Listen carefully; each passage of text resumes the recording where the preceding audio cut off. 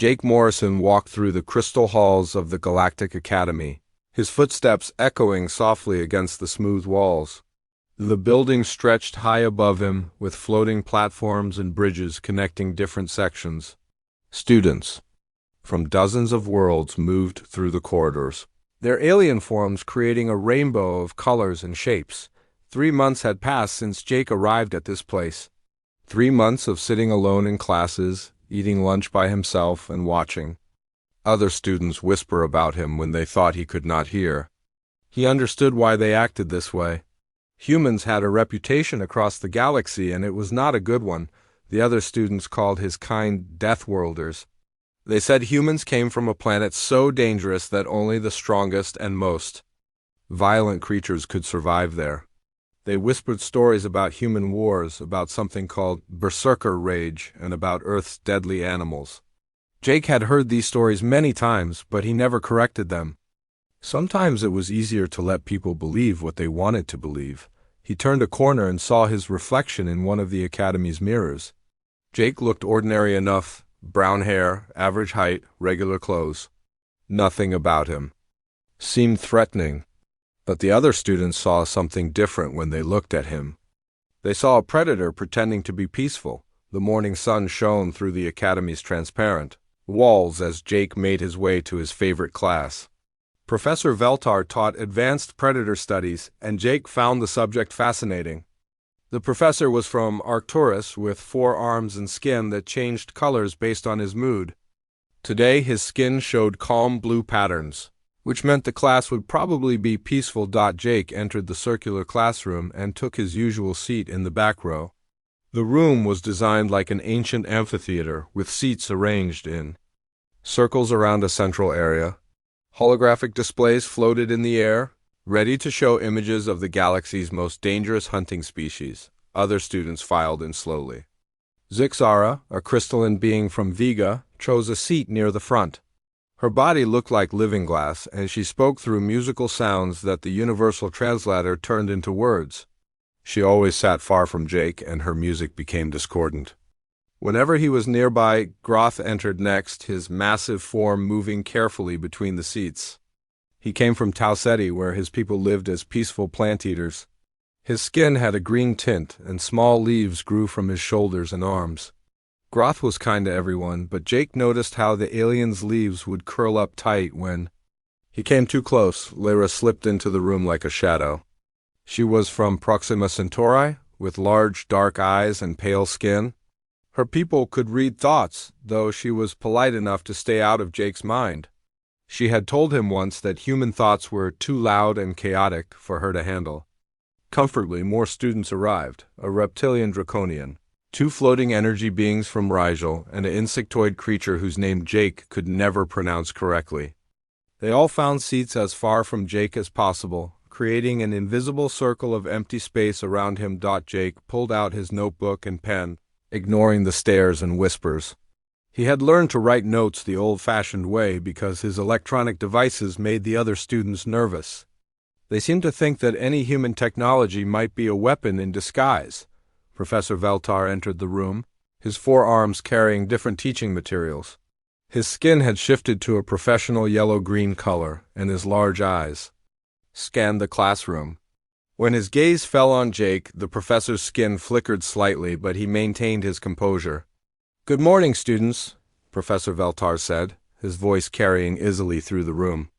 "Today we will study the hunting patterns of apex predators from the Outer Rim territories. Please direct your attention to the central display." The holographic projector activated, showing a 3-dimensional image of a massive creature with 6 legs and razor-sharp teeth. The students leaned forward to get a better look, except for Jake, who sat back in his chair with his arms crossed. "This is a Zarian pack hunter," the professor continued. "They live on the volcanic world of Zarian Prime, where the surface temperature can reach 200 degrees Celsius. Notice their heat-resistant scales and their ability to work together as a coordinated unit." Jake watched the hologram with mild interest. The creature was impressive, but he had seen similar pack hunters in documentaries about earthwolves. The hunting patterns were almost identical: surround the prey, cut off escape routes, and attack from multiple directions at once. The Zarian pack hunter is considered one of the most dangerous predators in known space, Professor Veltar explained. They have never been successfully kept in captivity, and their intelligence rivals that of most civilized species. Their only weakness is their need for extremely high temperatures. A student raised her hand. Professor, how do they compare to the predators from the human homeworld? The classroom fell silent. Jake felt every pair of eyes turned toward him, and he could sense the tension in the air. Professor Veltar's skin color shifted to a nervous orange. That is a complex question, the professor said carefully. Earth's predators are unique in many ways. They have adapted to survive in conditions that would kill most life forms. The diversity of hunting strategies on that world is remarkable. Jake continued taking notes, pretending not to notice the attention. He had heard variations of this conversation many times.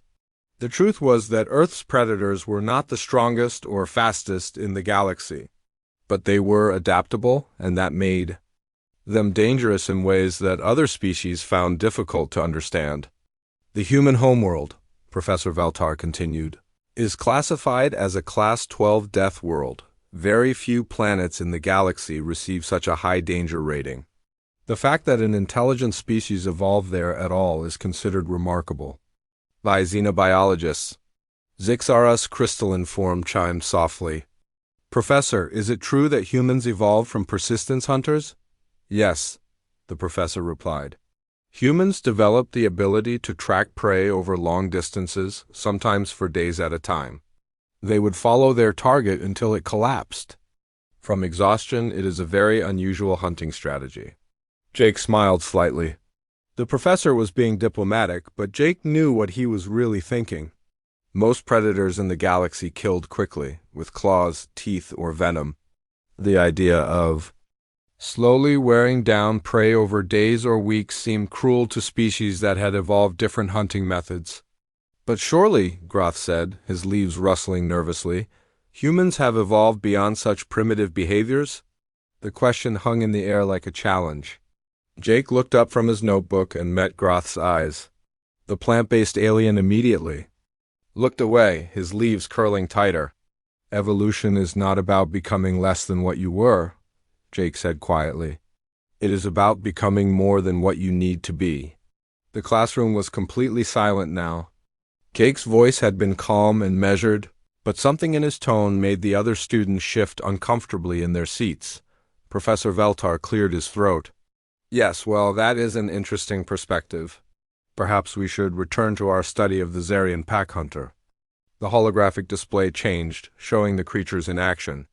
They moved with deadly precision, their hunt choreographed like a dance. Jake watched the display and took notes, but part of his mind was elsewhere. He was thinking about the hunting strategies of Earth's predators, comparing them to what he saw on the screen. The other students gradually relaxed as the focus shifted away from humans and back to safer topics. But Jake noticed that they continued to glance at him throughout the class, as if they were trying to figure out some puzzle they could not solve. As the lesson continued, Jake found himself wondering what would happen if these students ever saw a real predator in action. Most of them had lived their entire lives in peaceful civilizations, where the deadliest creatures were kept safely behind barriers or studied from a distance. They knew predators only as academic subjects, not as living threats. The thought made him smile again, though he kept the expression hidden behind his notebook. Sometimes, Jake thought, the galaxy's fears about humans were not entirely wrong. They just did not understand the full picture. The holographic display showed another predator from the outer rim when the first alarm sounded. It was a soft beeping noise that made Professor Veltar pause mid-sentence. His forearms froze in place and his skin color shifted from yellow-green to a worried orange. That is unusual, the professor said, touching a control panel on his desk. The Academy security system rarely activates during class hours. Jake looked up from his notebook. The alarm did not sound particularly urgent, but something about it made the hair on his arms stand up. His instincts were telling him that danger was approaching, Though he could not yet identify what kind, the other students seemed less concerned. Zixara's crystalline form chimed softly in what Jake recognized as her species equivalent of a shrug. Groth's leaves rustled slightly, but he continued watching the holographic display with interest. Lyra closed her large eyes and seemed to be trying to read thoughts from somewhere else in the academy. A second alarm joined the first, this one louder and more insistent. Professor Veltar's skin turned a deeper shade of orange, and his forearms began moving nervously across his control panel. "Students, please remain calm," he said, though his voice carried a note of worry. "I am receiving an emergency communication." From Academy Security? The professor's eyes went unfocused as he accessed his neural implant. Jake watched his expression change from confusion to concern, then to something that looked like terror. The alien's skin color drained to a pale white, and his forearms began trembling. "What is it, Professor?" Lyra asked, her telepathic abilities probably picking up waves of fear from the instructor's mind. Professor Veltar did not answer immediately. He was still connected to the security network, receiving information that made his condition worse by the second. When he finally spoke, his voice was barely a whisper. "There has been a breach in the Academy's defensive perimeter. Something has entered the building." "What kind of something?" Groth asked, his leaves now curling tightly against his body. The professor's skin color shifted again, this time to a deep purple that Jake had never seen before. It was the color of absolute terror. "A Catherian shadow stalker," Professor Veltar said. The classroom erupted in panic. Zixara's harmonic frequencies became a discordant scream of fear. Groth's leaves began falling from his body like snow, and the reptilian draconian student hissed in alarm. The two energy beings from Rigel flickered rapidly, their forms becoming unstable with anxiety. Jake had heard of shadow stalkers in his xenobiology classes, but he had never expected to encounter one. They were apex predators from the dark side of Kither Prime, where the sun never shone and the temperature stayed below freezing. They were 8 feet tall, bipedal, and covered in scales that could change color to match their surroundings. But their most terrifying ability was their near-perfect invisibility. Shadow stalkers could bend light around their bodies, making them almost impossible to see. They were patient hunters who enjoyed playing with their prey before making the kill. According to the textbooks, no one had ever survived a shadow stalker attack without weapons or military backup. "How's that possible?" Lyra asked, her voice shaking. "The Academy has the best security systems in the galaxy." "I do not know," Professor Veltar replied, "but the creature is somewhere in the building, and it appears to be moving toward this section." A third alarm joined the first two, and the classroom's lighting shifted to emergency mode. Red warning lights began flashing, and the holographic display shut down automatically.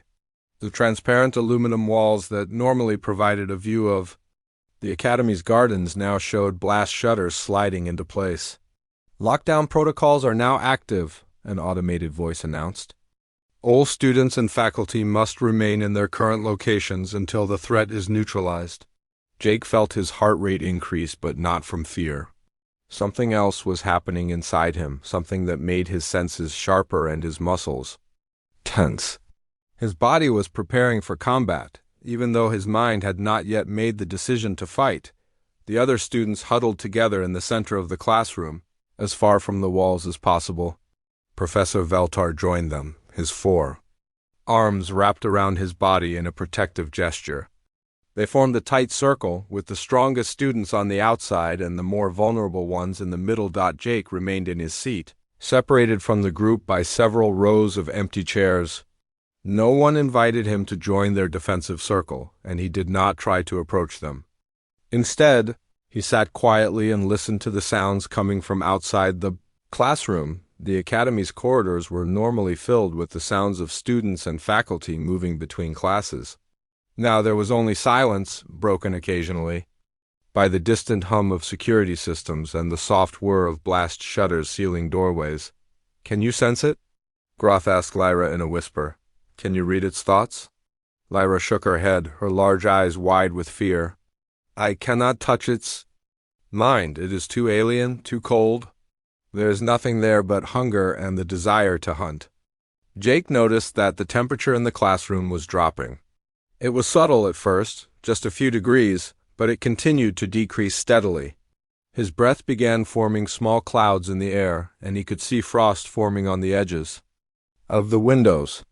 "It is using thermal manipulation," Professor Veltar said, his voice barely audible. "Shadow stalkers can lower the temperature around them to slow their prey's movements." The group in the center of the classroom pressed closer together, trying to share body heat. Jake could see them shivering, their movements becoming sluggish, as the cold affected their metabolism. But the temperature change had a different effect on him. His body began producing more heat automatically, and his reflexes became faster rather than slower. A new sound entered the classroom, a soft scratching noise that seemed to come from the walls themselves. It was rhythmic and deliberate, like claws being dragged across metal. The sound moved slowly around the room's perimeter, as if something was testing the barriers for weaknesses. "It is looking for a way in?" Zixara whispered, her crystalline form no longer chiming with music. Instead, she produced a low, mournful tone that made everyone even more nervous. The scratching stopped suddenly, and the classroom fell completely silent. Even the emergency alarm seemed to pause, as if the building itself was holding its breath. Jake could hear his own heartbeat and the rapid breathing of the other students. Then the air in the room began to shimmer. It started near the main door, where the light seemed to bend and twist in impossible ways. The distortion was subtle, like heat waves rising from hot pavement, but it moved with purpose and intelligence. The Shadow Stalker had found a way through the Academy's defenses. "It is here," Professor Veltar said, his voice breaking with terror. The shimmer moved slowly into the room, and Jake could see the outline of something large and predatory. The creature was not completely invisible if he looked carefully. He could see the edges where light bent around its body. It was tall and lean, with long arms that ended in claws, and it moved with the fluid grace of a natural hunter. The Shadow Stalker paused just inside the doorway, its invisible head turning to scan the room. Jake felt its attention sweep over him like a cold wind, and he knew that the creature was evaluating the students, deciding which one would make the most interesting prey. The huddle of students in the center of the room became completely still, as if they hoped that remaining motionless would make them invisible. Professor Veltar's skin had turned so pale that he was almost transparent, and his forearms shook uncontrollably. The Shadow Stalker began moving again, circling the room with deliberate slowness. It was in no hurry to make its choice. This was part of the hunt, the psychological torture that came before the physical attack. The creature fed on fear as much as flesh, and it was savoring the terror radiating from its potential victims. Jake watched the invisible predator's movements with growing interest. Its hunting pattern was similar to what he had seen in Earth's big cats: the slow stalk, the careful positioning, the patient wait for the perfect moment to strike. But there was something else in its behavior, something that reminded him of a different kind of predator. The Shadow Stalker was playing with its food. As the creature completed its first circuit of the room, Jake felt something change inside himself. The fear that had been building in his chest transformed into something else entirely. His muscles relaxed, his breathing slowed, and a small smile appeared on his face. For the first time since arriving at the Academy, Jake Morrison felt completely at home.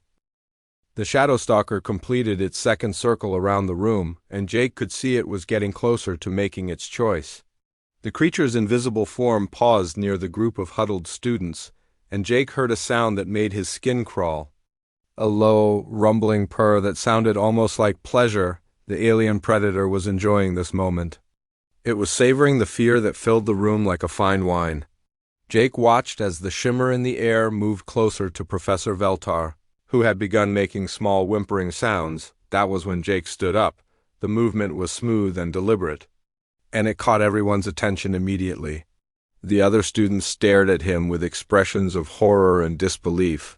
Even the Shadow Stalker's invisible form turned toward him, as if surprised that one of its prey had dared to move. "Jake, what are you doing?" Lyra whispered, her telepathic abilities probably picking up emotions from his mind that she did not understand. Jake did not answer immediately. He was busy studying the creature's position, noting how it moved, analyzing its hunting pattern.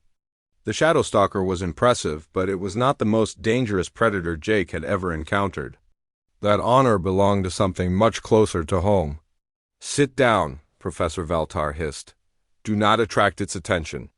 But Jake was already walking down the steps of the amphitheater, moving away from his back row seat and toward the center of the room.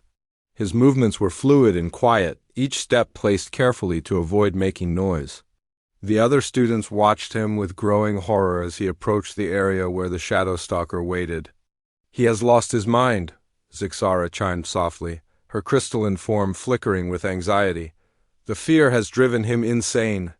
Jake smiled at that comment. Fear was not what was driving him. Something else entirely was taking control of his actions.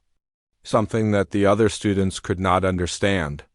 For the first time since arriving at the academy, Jake felt completely natural. He felt like himself. The Shadow Stalker's invisible form shifted, and Jake could sense its confusion. The creature was used to prey that cowered and trembled, not prey that approached willingly. Its hunting instincts were telling it that something was wrong, but it could not identify what. Jake stopped walking when he reached the center of the room, just a few feet away from where the creature waited. He stood there calmly, his hands at his sides, his breathing slow and steady. The temperature around him was still dropping, but he seemed unaffected by the cold. "I can see you," Jake said quietly, his voice carrying clearly through the silent room. The Shadow Stalker's form became completely still. For a moment, nothing moved except the gentle rise and fall of Jake's chest as he breathed. Then the creature began to circle him, its invisible claws clicking softly against the floor. "Your camouflage is good," Jake continued, his head turning to track the creature's movement, "but not perfect. I can see the way light bends around your body. I can hear your footsteps. I can smell your scent." Professor Valtar made a choking sound. "What is he doing?" the alien whispered. "He is talking to it," Groth replied, his leaves rustling with nervousness. "But why?" Jake heard their whispered conversation, but he did not take his attention away from the predator. The Shadow Stalker had stopped circling and was now standing directly in front of him. Jake could see the outline of its head tilted slightly as if it was studying him. "You are confused," Jake said, addressing the creature directly. "You expected fear, but you are not getting it. You expected prey, but you found something else." The Shadow Stalker made a sound that was part growl, part hiss. It was a warning, the kind of noise predators made when they felt threatened. But Jake did not back away. Instead, he took a step closer. "I know what you are," Jake said, his voice taking on a different quality. It was still calm, but there was something underneath it now, something that made the other students shift uncomfortably. "You are an apex predator from a world where the sun never shines. You hunt for sport, not just survival. You enjoy the chase as much as the kill." The creature's invisible form leaned forward, and Jake could feel its breath on his face. It was cold and smelled like metal and ice. Any normal person would have been paralyzed with terror, but Jake's expression remained unchanged. "But I know something else about you," Jake continued. "You have never been hunted. You have never been prey. You have never felt the fear that you cause in others." The Shadow Stalker made another sound, this one more uncertain. Jake could see its form shifting, and he knew that the creature was becoming agitated. It was used to controlling every aspect of the hunt, but this conversation was not going according to its expectations. "Let me show you something," Jake said, and his voice changed again. The calmness was still there, but now it was mixed with something else. Anticipation, excitement, and something that sounded almost like joy. Jake began to move, but not away from the creature. Instead, he started walking around it, his movements smooth and predatory. The Shadow Stalker turned to follow him, but Jake was already changing direction, forcing the creature to constantly adjust its position. "This is how we hunt on my world," Jake said as he moved. "We do not rely on camouflage or claws or venom. We use persistence, we use intelligence. We use the one thing that makes us more dangerous than any other predator in the galaxy. What is that? Professor Veltar asked, his voice barely audible. Jake stopped moving and looked directly at the spot where the Shadowstalker's eyes would be. When he spoke, his voice was soft but carried a weight that made everyone in the room hold their breath. We learn. The word hung in the air like a challenge. Jake began moving again, but this time his pattern was different. He was no longer just walking around the creature. He was studying it, analyzing its reactions, learning its behavioral patterns. You move your right foot first when you turn, Jake said, his voice taking on the tone of a teacher giving a lecture. You favor your left side when you attack. You make a clicking sound with your claws when you are nervous. You breathe faster when you are confused. The Shadowstalker's form became more agitated with each observation. It was not used to being analyzed, catalogued, and understood. It was the one who studied prey, not the other way around. You are approximately 8 feet tall and weigh around 300 pounds, Jake continued. Your reach is longer than mine, but your reflexes are slower. You are built for power, not speed. You rely on fear to disable your prey before you attack.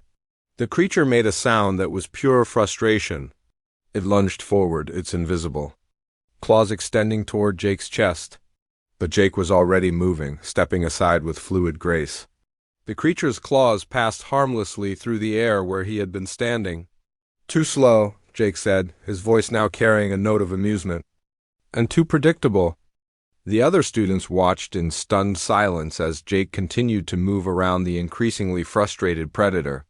He was not just avoiding its attacks, he was making them look clumsy and ineffective. Every time the Shadowstalker tried to use its superior reach or strength, Jake found a way to turn the creature's advantages against it.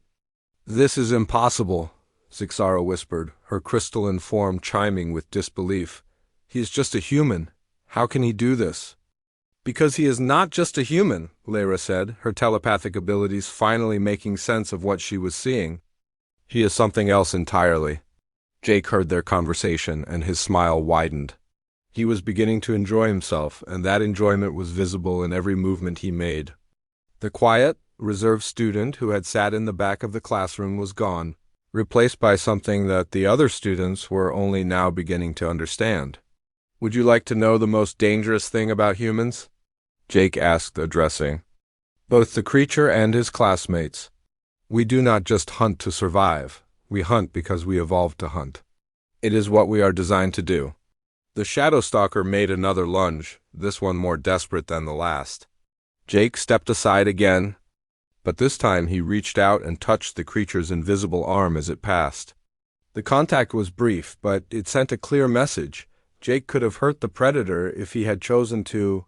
The creature stumbled and turned, its form now visibly shaking with rage and something else, something that looked very much like fear.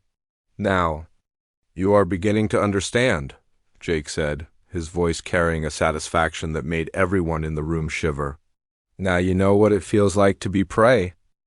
The Shadowstalker backed away from Jake, its invisible form trembling with a mixture of rage and confusion. For the first time in its existence, the apex predator was experiencing something it had never felt before: uncertainty. Its prey was not acting like prey at all. Jake watched the creature retreat and felt a surge of satisfaction. The psychological battle was already won. Now came the interesting part, the physical confrontation. Jake had been analyzing the creature's movements for several minutes, and he had identified its weaknesses. You rely too much on fear, Jake said, his voice calm and educational. When fear does not work, you have no backup strategy. That is your first mistake. The Shadowstalker made a sound that was part roar, part scream. It was the sound of a predator that had never been challenged before, and it did not know how to handle the experience. The creature lunged again, but this time, Jake was ready for it. Instead of simply stepping aside, Jake moved toward the creature. He ducked under its invisible claws and rolled across the floor, coming up behind the Shadowstalker in a smooth motion. The creature spun around, but Jake was already moving again, using the classroom's furniture as cover. Your second mistake, Jake said as he vaulted over a desk. is assuming that all prey thinks the same way. You have spent your entire life hunting creatures that run from danger, but humans are different, we run toward it. The other students watched in amazement as Jake began using the classroom itself as a weapon. He knocked over chairs to create obstacles, used the holographic projectors to cast confusing shadows, and manipulated the lighting controls to create areas of brightness and darkness that favored his movements over the creatures. Professor Veltara's forearms were shaking as he watched the impossible scene unfold. "How is he doing this?" the alien whispered.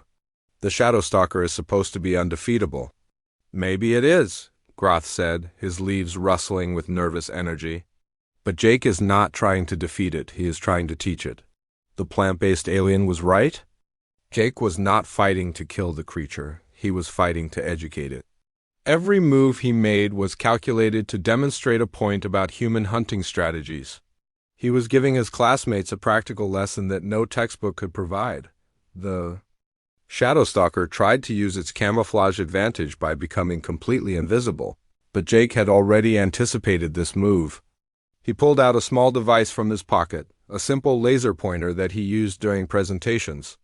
The red beam cut through the air, and where it touched the creature's invisible form, it created a brief outline.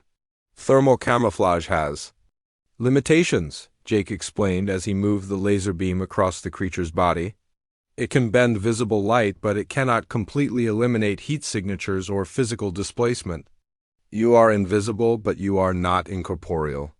The Shadow Stalker realized that its primary advantage had been neutralized. It made a desperate charge across the room, its claws extended and its invisible mouth open in a silent roar. But Jake was no longer where the creature expected him to be. He had climbed onto one of the upper platforms of the amphitheater, using the classroom's architecture to gain a height advantage. When the Shadow Stalker reached the spot where Jake had been standing, it found nothing but empty air. "Your third mistake," Jake called down from above, "is linear thinking. You assume that prey will stay on the ground because that is where you prefer to hunt. But humans are climbers. We use three-dimensional space." The creature looked up, its invisible head tracking Jake's position. For a moment, they stared at each other across the vertical distance of the classroom. Jake could see the outline of the creature's eyes, and what he saw there made him smile. The Shadow Stalker was afraid. It was not the paralyzing terror that the creature usually inspired in its prey. It was something deeper and more fundamental, the fear of a predator that had suddenly realized it was no longer at the top of the food chain. Jake jumped down from the platform, landing silently on the floor behind the creature.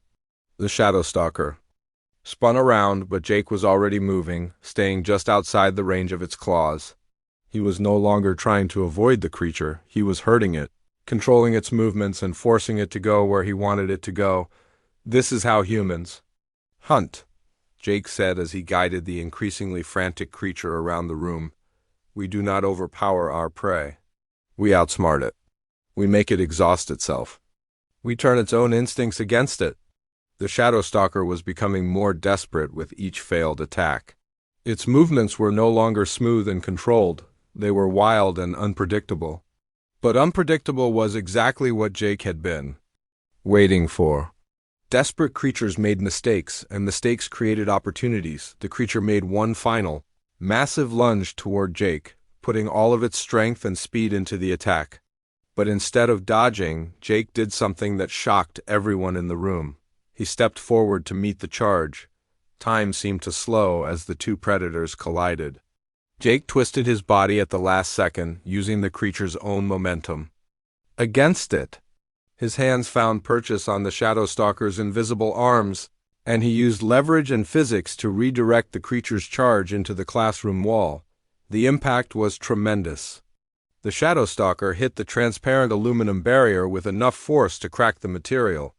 For a moment, its camouflage failed completely, and everyone could see the creature in its full, terrifying glory. It was exactly as the textbooks described: 8 feet tall, covered in dark scales, with claws like knives and eyes like black holes.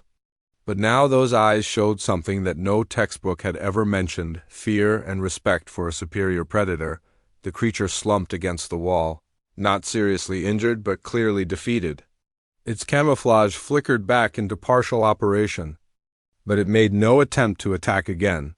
Instead, it watched Jake with the wary attention of a beaten animal. Jake stood in the center of the room, not even breathing hard from the confrontation.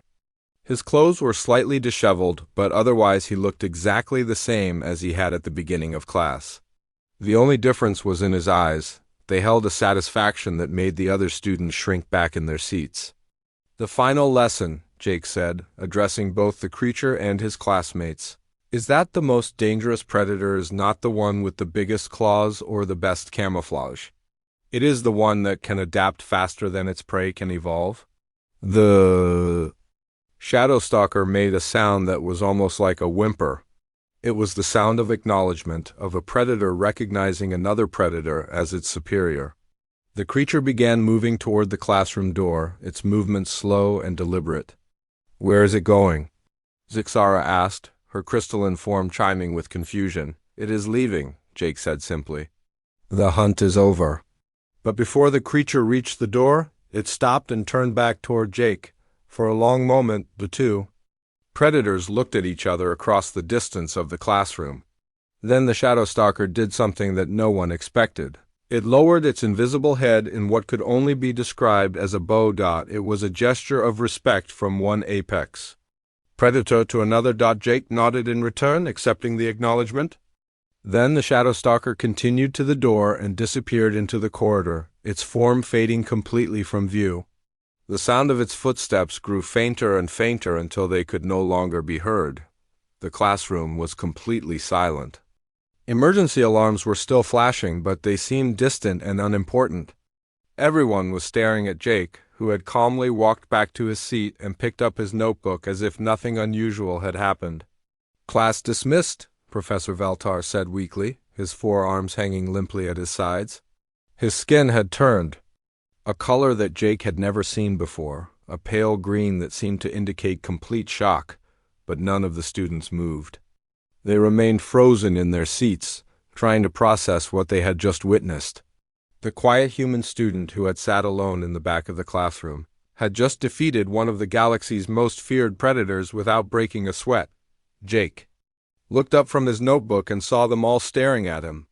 "Is there something wrong?" he asked, his voice returning to its normal, calm tone. "Who are you?"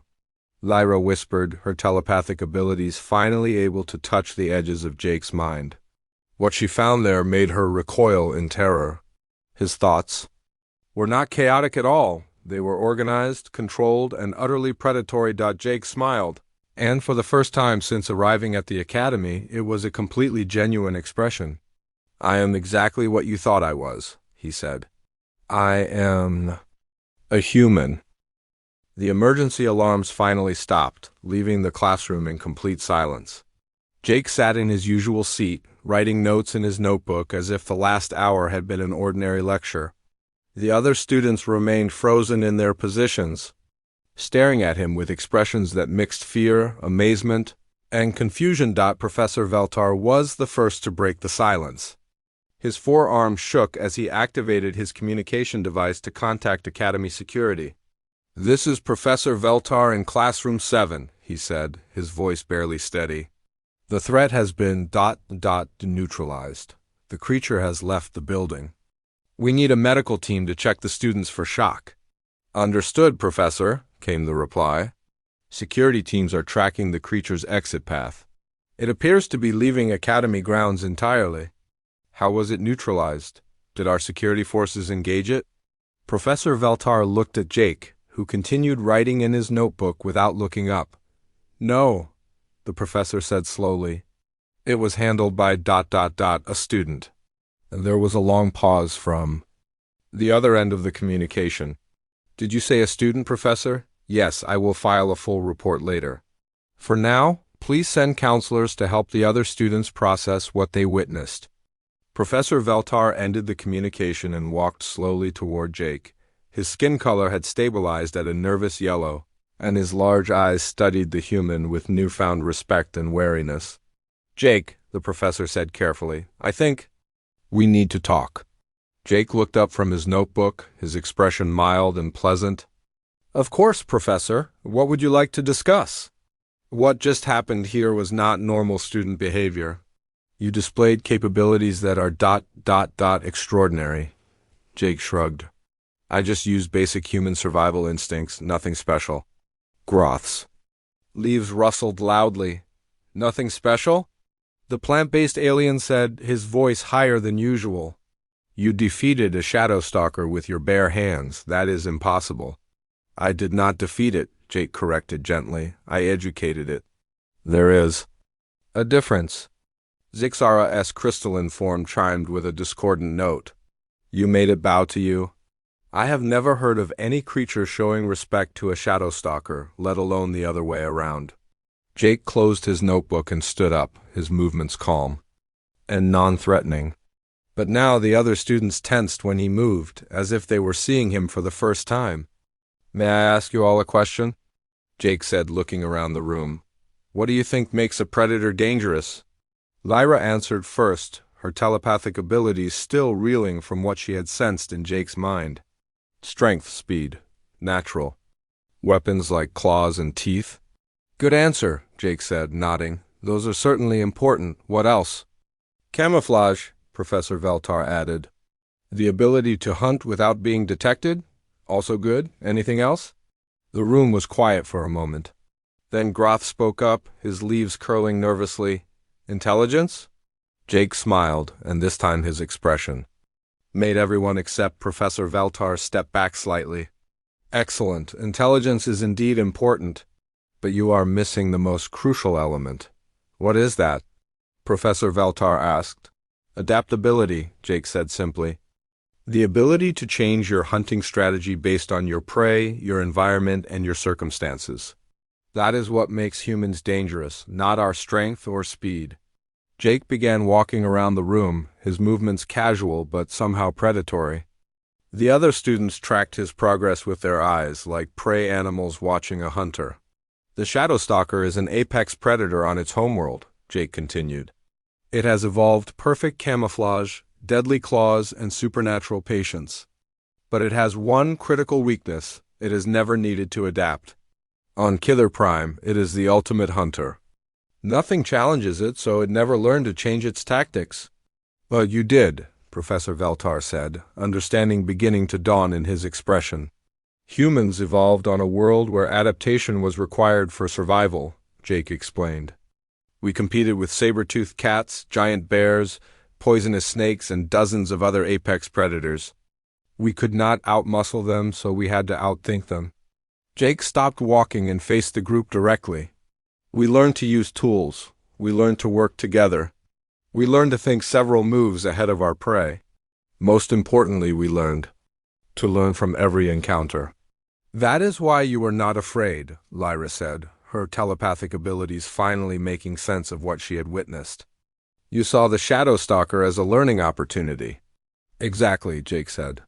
Fear is useful when it keeps you alive, but it becomes a weakness when it prevents you from thinking clearly. The shadow stalker relied on fear to disable its prey. When that did not work on me, it had no backup plan. Groth's leaves were starting to uncurl slightly. So you studied it while it was trying to hunt you. I studied it before it tried to hunt me, Jake corrected. I have been reading about shadow stalkers since my first week at the academy. I knew their hunting patterns, their physical capabilities, and their psychological tactics. When one actually appeared, I simply applied that knowledge. Professor Veltar's skin color shifted to a thoughtful blue. You prepared for this possibility? I prepare for many possibilities, Jake said matter-of-factly. That is what humans do. We plan for threats that may never materialize, just in case they do. The professor activated his holographic display, showing an image of Jake's academic record. Your grades in predator studies are among the highest in the class, but you never participate in discussions. Why? Jake was quiet for a moment, considering his answer. Because when I share my thoughts about hunting strategies, the other students become uncomfortable. They prefer to think of predators as distant academic subjects, not as practical problems that might need solving. But today was different, Zixara observed, her crystalline form chiming more melodiously now. Today you had to act. Today I had an opportunity to demonstrate that humans are not the monsters you think we are. Jake. Sod, we are predators, yes, but we are also protectors. We hunt to survive, but we also hunt to defend others. The room fell silent again as the students processed this statement. Jake had not just defeated the Shadow Stalker, he had done it to protect them. His classmates who had feared and avoided him for months were the very people he had risked his life to save. Why? Groth asked, his voice soft. Why protect us when we have treated you badly? Jake's expression became gentle, almost sad. Because that is also what humans do. We protect our pack, even when our pack does not fully accept us. Professor Veltar's communication device activated again. Professor, this is Academy Director Chun. I need to speak with the student who handled the Shadow Stalker incident. Can you bring him to my office? Of course, Director, Professor Veltar replied. He looked at Jake. Are you ready to explain this to the administration? Jake picked up his notebook and headed toward the door. I am ready to explain it to anyone who wants to understand. As he reached the doorway, Lyra called out to him. Jake, wait. He turned back to face her. What you did today, ... will you teach us? Will you show us how to think like you do? Jake considered the question seriously. Do you really want to learn? Because understanding human tactics means understanding human nature. It means accepting that we are predators who choose to be civilized, not civilized beings who have overcome our predatory instincts. The students looked at each other, then back at Jake. One by one, they nodded. Then yes, Jake said, smiling genuinely for the second time that day. I will teach you. But not here and not in a traditional classroom. Where then? Professor Veltar asked. In the Academy's survival training facility.